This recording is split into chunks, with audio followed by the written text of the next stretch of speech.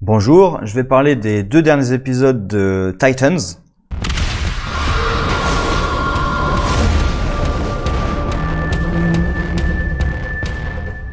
Alors, on commence par l'épisode 10, Coriander, qui voit donc Cory qui est en train de récupérer sa mémoire en partie, vraiment par fragments, après ce que Rachel a essayé d'entrer dans son esprit.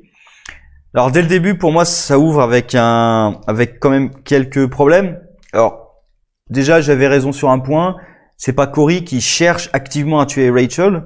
C'est vraiment un coup de folie après le truc, parce que dès qu'elle reprend ses esprits, elle se rend compte qu'elle essaie de la tuer, et ça la choque. Donc c'est pas ses souvenirs qui sont revenus, et à cause de ça, elle se rappelle de sa mission qui était de tuer Rachel, parce que c'était certainement ça sa mission, vu ce qu'on apprend sur elle. Mais voilà, c'était plutôt par réaction à ce qu'elle a fait. Par contre, un problème, on répond à une question de l'épisode d'avant, c'est-à-dire à quel moment est-ce que Rachel a appelé Hank and Dawn? Sauf que ça fait pas sens en fait. Pourquoi d'un coup Rachel entre en contact avec les 2 personnages? On voit à quel moment, mais pourquoi? Voilà, ça fait pas sens. Et pourquoi quand Dawn se réveille, elle dit qu'il faut aller chercher Jason Todd? Parce que pour moi, c'était Rachel qui lui avait dit dans son rêve, enfin dans son coma. Mais là, on l'a pas vu lui dire. Et pourquoi est-ce qu'elle lui aurait dit en fait? C'est même pas qu'on l'a pas vu lui dire, c'est qu'elle a strictement aucune raison de lui dire d'aller chercher Jason Todd. Et Dawn, elle devait pas savoir qui était Jason Todd avant. Je pense même pas qu'elle était au courant qu'il y avait un nouveau Robin. Puisque le Robin, l'ancien Robin, lui-même était pas au courant. Donc je vois pas pourquoi Dawn elle-même serait au courant de ça. Et en plus de son nom, qui plus est. Peut-être, je sais pas, mais voilà, ça me paraît un peu incohérent pour le coup. Et j'ai l'impression, et ça sera surtout pour le dernier épisode avec Dick, j'ai l'impression que tout ça est fait pour essayer de nous mener un petit peu en bateau dans l'épisode de Dick, pour nous faire croire que ces personnages-là, surtout parce que Jason, Hank et Dawn, surtout eux, apparaissent dans l'hallucination de Dick. Donc je me demande si en fait on n'a pas fait ça pour essayer de nous faire croire, mais j'y viendrai dans l'épisode sur Dick. Là sur l'épisode on continue, donc il y a Cory qui est à la recherche de sa mémoire, on découvre que c'est une alien venue de Tamara, parce que Trigon, s'il revient sur Terre, il va tout détruire sur son passage. Alors ça c'est vraiment le méchant de JRPG classique, c'est-à-dire c'est la grande menace, le grand démon et tout, mais qu'on n'a pas réussi à détruire, mais qu'on a réussi à sceller. Et du coup, toi, vaillant héros, avec l'arme légendaire, tu vas réussir à terrasser le démon que les anciens n'ont pas réussi à détruire et seulement le piéger. C'est toujours une règle ça. Les démons ultra puissants, on réussit jamais à les tuer, on les piège jusqu'à ce qu'il y ait un héros qui puisse le tuer. Alors là, il y a une certaine logique puisqu'on nous dit que il y a que Rachel qui peut le vaincre.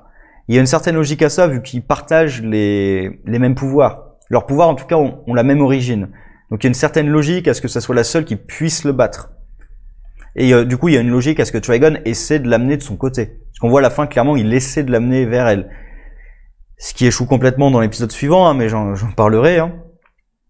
Donc, Cory, voilà, il n'y a pas grand chose d'autre à dire, parce qu'elle récupère pas vraiment toute sa mémoire. Elle a des bribes comme ça de mémoire, mais elle a pas tout.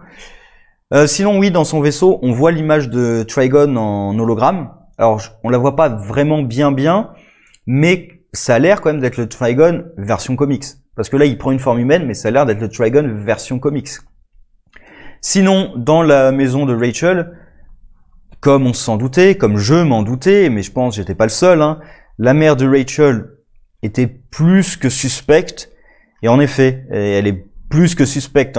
Et alors, ils essaient de nous entourlouper un petit peu en nous faisant venir un nouveau personnage, là, le type qui essaie d'avoir qui discute avec elle, qui veut avoir rendez-vous avec elle et tout.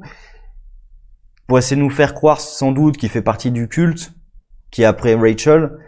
D'ailleurs, en parlant de culte, on n'a toujours pas revu le culte qui a essayé de la sacrifier pour empêcher l'arrivée de Trigon. On l'a toujours pas revu, ce culte. On l'a vu une fois dans un épisode. C'est un peu dommage, j'espérais le voir plus souvent. Et en apprendre plus sur ce culte. On sait rien sur ce culte, on sait pas d'où il vient, ce qu'il veut, etc. C'est un peu con. Mais bref, on essaie un peu de nous faire croire qu'il va être de ce culte et tout. Alors que, non mais...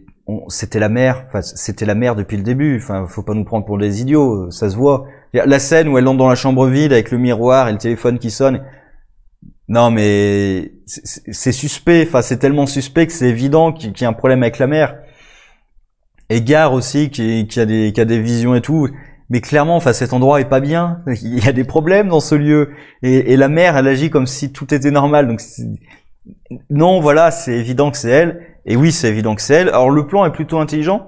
Parce que du coup, ça justifie narrativement les pouvoirs de soin. Parce qu'on se dit quand même, Trigon, alors c'est pas vraiment un démon, c'est une entité démoniaque. Plus précisément, d'ailleurs, c'est une entité extradimensionnelle qui conquiert des dimensions. D'ailleurs, c'est ce qu'on nous dit, c'est il veut venir dans notre dimension pour la conquérir. C'est pas vraiment un démon dans le sens, c'est pas un démon biblique. C'est quand même une entité démoniaque, on peut l'appeler comme ça. C'est pas un démon au sens biblique, puisque dans l'univers d'ici, il y a des démons. Pour le coup, il y a Lucifer, il y a The First Fallen, etc. Donc, les démons, ça existe. L'enfer, ça existe. Trigon, il est pas affilié à l'enfer. C'est autre chose. C'est une entité extradimensionnelle alors on sait pas d'ailleurs s'il a plusieurs dimensions ou pas dans cet univers. Sans doute.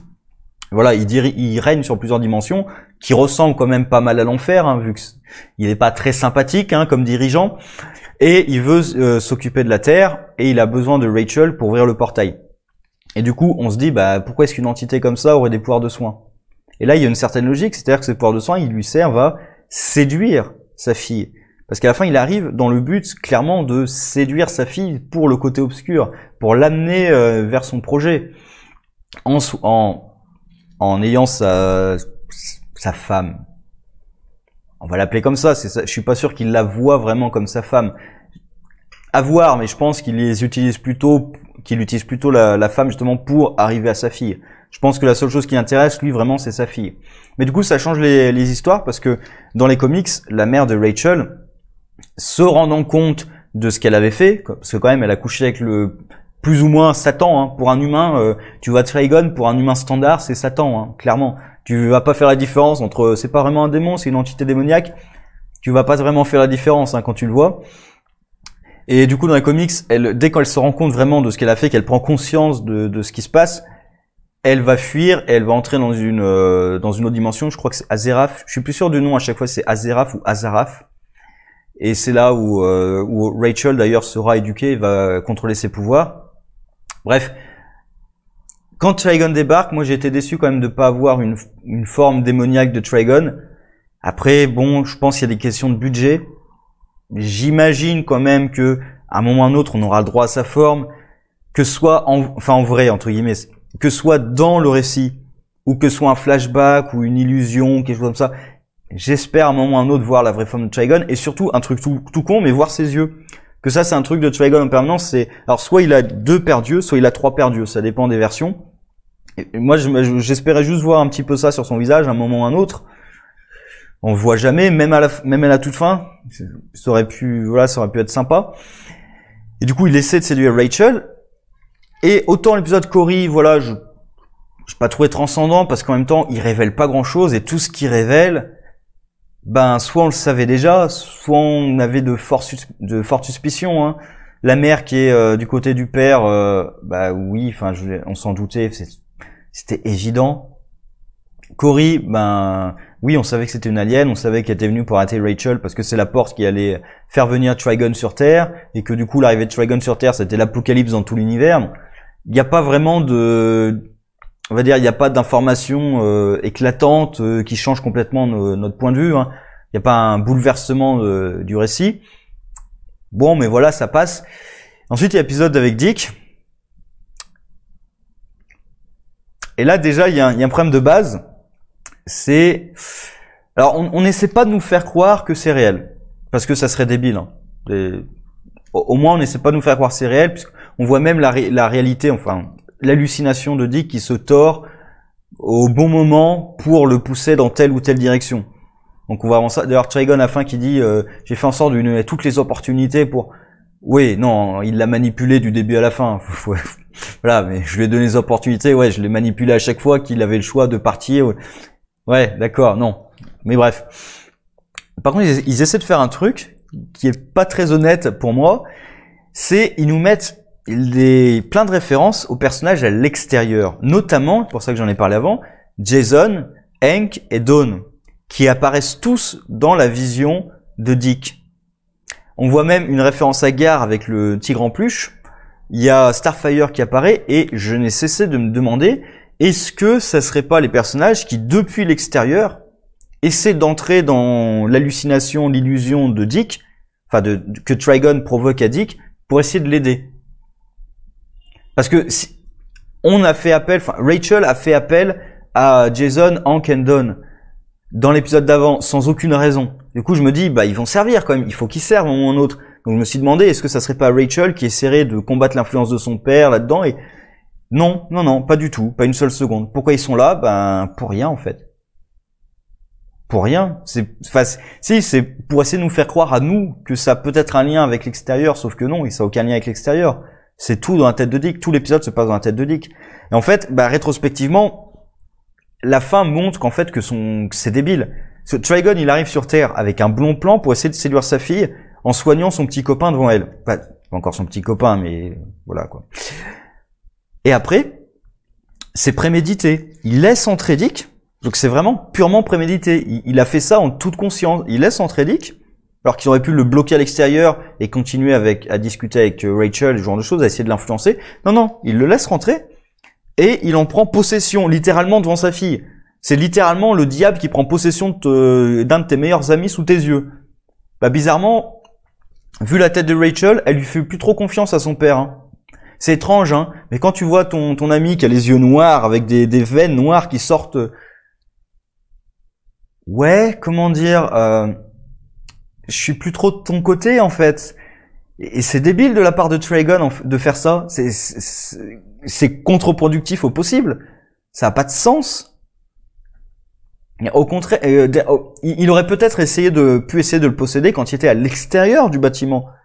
Peut-être. Essayer de le cacher à sa fille, peut-être, à quelque chose comme ça, mais devant ses yeux, en plus, à sa fille, ça a pas de sens d'essayer de faire ça. Je vois pas ce qu'il peut gagner à faire ça, au contraire, il se met sa fille à dos. Il est con, Trigon. C'est pas possible. Et sinon, l'épisode, alors Gotham City, j'ai bien aimé comment elle est présentée. Hein. C'est l'antichambre de l'enfer, Gotham City. Déjà dès le début, quand tu arrives dans la ville, tu vois même pas la ville, t'as le chauffeur de taxi qui, non, je vais pas là, non, je vais pas là. Non, mais je m'arrête pas là dans ces zones, moi. Vous arrêtez quelque part à Gotham ou pas en fait? Et oui, quand on voit les rues et tout, ouais, non, mais je comprends, je comprends tout à fait, oui. Bon, après, il y a le côté... alors, il y a plein de références, évidemment, à l'univers de Batman, et il y a le côté Batman qui est devenu fou, qui tue des gens. Cet épisode nous révèle au moins quelque chose, c'est que Batman n'a jamais tué. Puisque Dick, quand Joker est à l'hôpital, il vient voir Bruce pour lui dire qu'il n'a pas franchi la ligne. Ce qui veut dire que Batman n'a jamais tué. Et pourtant, Dick, il arrête pas de lui donner des leçons de morale. Alors que Dick, lui, il est allé tuer Tony Zuko. Alors certes, c'est pas lui qui l'a fait, mais il est allé le tuer.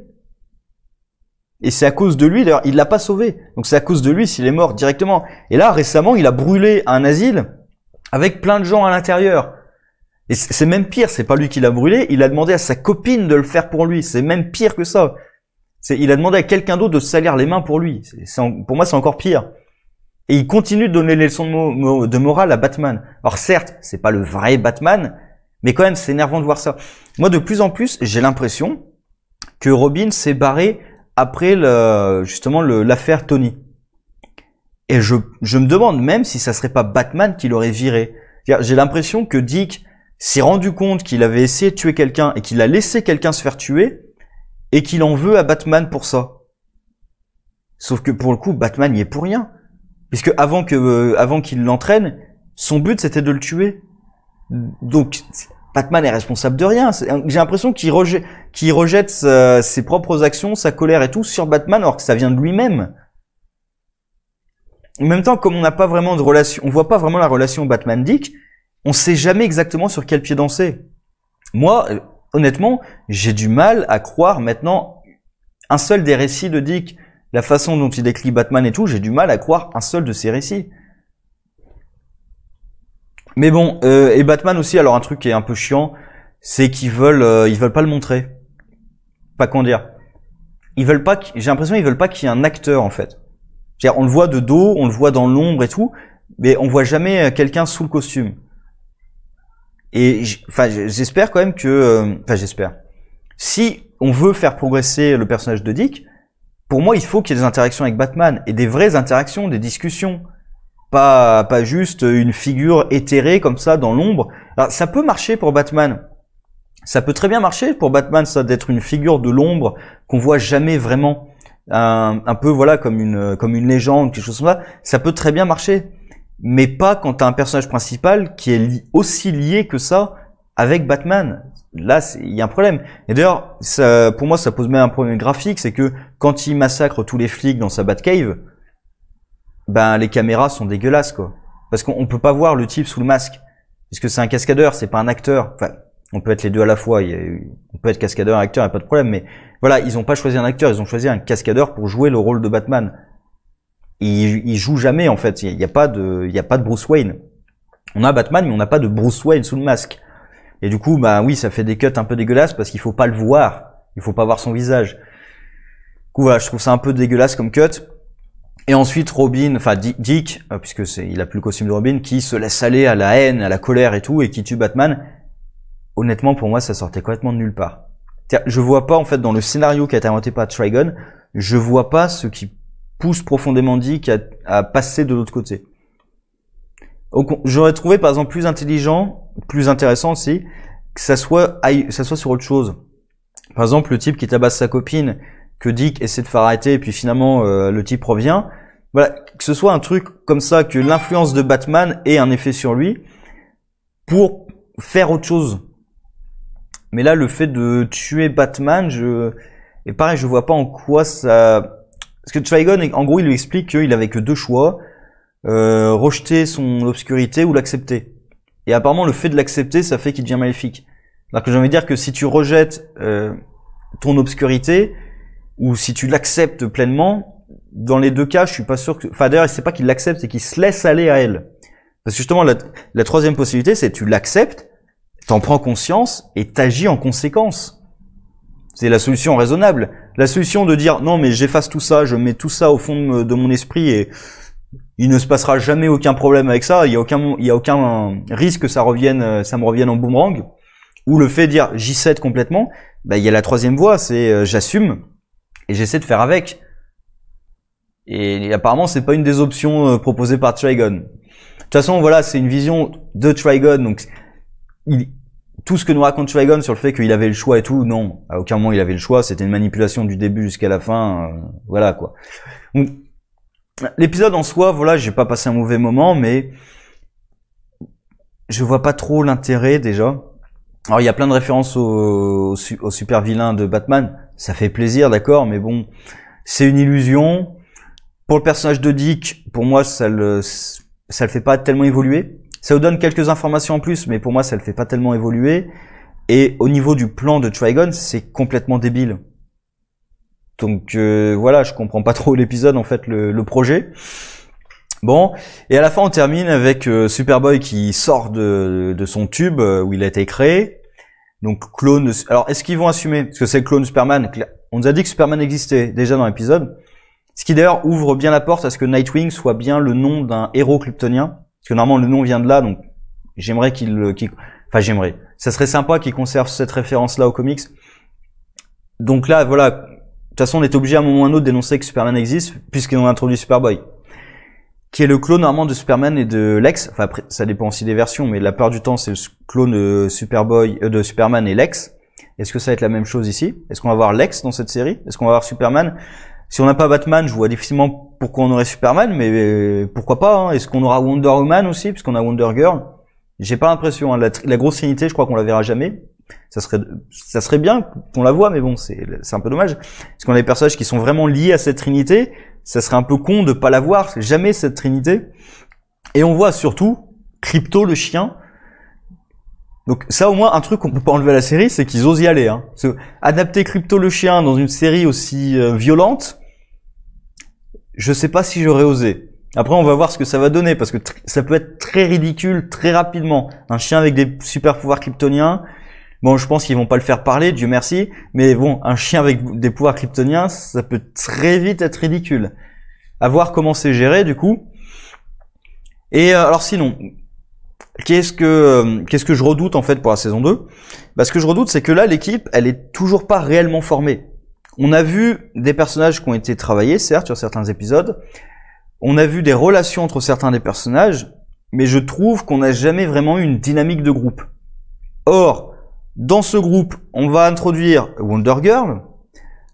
Enfin, elle est déjà présente, mais voilà, je pense qu'elle va s'introduire dans leur combat, vu qu'elle est présente là. Je vois pas, face à la menace que représente Trigon, je la vois pas repartir et dire non mais démerdez-vous. Il y a Hank and Dawn pardon, qui doivent arriver, donc Hawk and Dove. Il y a Jason Todd qui doit arriver, parce que les trois ont été appelés.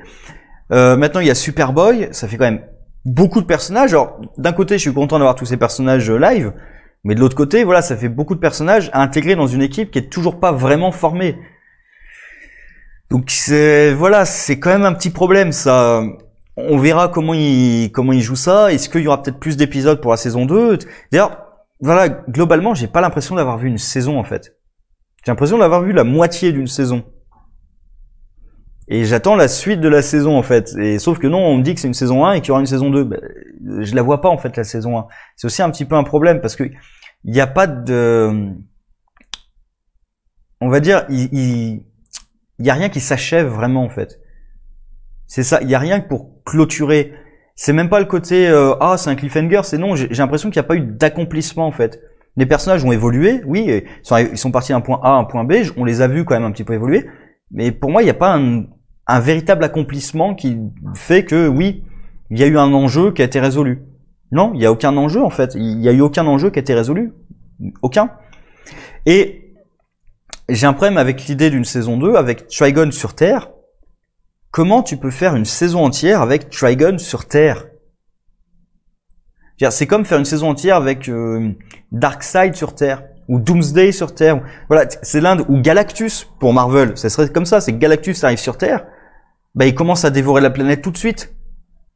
Tu peux pas faire durer pendant 5, 10, 20 épisodes parce que direct il commence à bouffer la planète. Donc direct t'es dans l'action tout de suite. Alors sauf s'il nous faut une saison 2 où vraiment ça carbure, on est dans l'action et tout. Peut-être, hein, je sais pas, mais pour moi, ça peut pas être un truc qui dure sur plusieurs mois, même sur plusieurs semaines, je le vois pas. Ou alors, la seule possibilité, c'est qu'ils nerfent les pouvoirs de Trigon au max.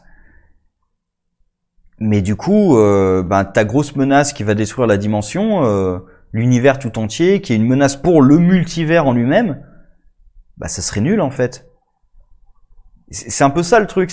Pour moi, la seule, soit on nous fait un truc où vraiment Trigon monte en puissance de plus en plus, et c'est une série, ça serait une saison nerveuse, mais je le vois pas venir, parce que après, ça serait une possibilité, mais je le vois pas venir du tout. Parce que justement, sous la menace et tout, ça pourrait permettre de renforcer l'équipe et de créer une dynamique de groupe très rapidement, mais je le vois pas venir du tout. Là, je vois plutôt un Trigon. En plus, il prend le contrôle de Dick. Je vois plutôt un Trigon qui va essayer de s'insinuer dans la société en prenant le contrôle des gens et tout. Et je le sens pas, ça. Je le sens pas du tout. Après, on verra, hein, ça peut être très bien, mais c'est pas du tout l'image que j'ai de Trigon. Ça peut être complètement autre chose qui marche, hein, je sais pas, mais voilà, c'est pas mon truc. Pour moi, quand t'as une menace aussi grande qui débarque, ça doit changer le statu quo, en fait. C'est un peu le truc à Supernatural, quoi. C'est t'as Lucifer qui se libère, tu dis ah c'est l'apocalypse et il se passe rien en fait. Et il se passe strictement rien pendant toute une saison. À chaque fois c'est ça, c'est-à-dire là voilà t'as Trigon qui se libère, tu dis voilà c'est le truc, c'est là que ça va se passer et il se passe rien. Alors dans un premier temps je peux comprendre avec l'idée qu'il doit séduire sa fille. Il peut faire ça aussi, qu'il essaie d'amener sa fille vers lui. Et qu'il essaie de la contrôler, parce que si on doit noter le nombre de fois où Rachel est devenue maléfique, et d'ailleurs la personnalité maléfique de sa fille, il pourrait s'en servir, voir ce que ça peut donner, mais du coup, voilà, je suis un petit peu inquiet quand même pour la deuxième saison, voir comment ils vont gérer Trigon, la menace que représente Trigon. On verra hein, ce que ça donne, mais je suis inquiet, on peut dire ça comme ça. Sur ce, au revoir.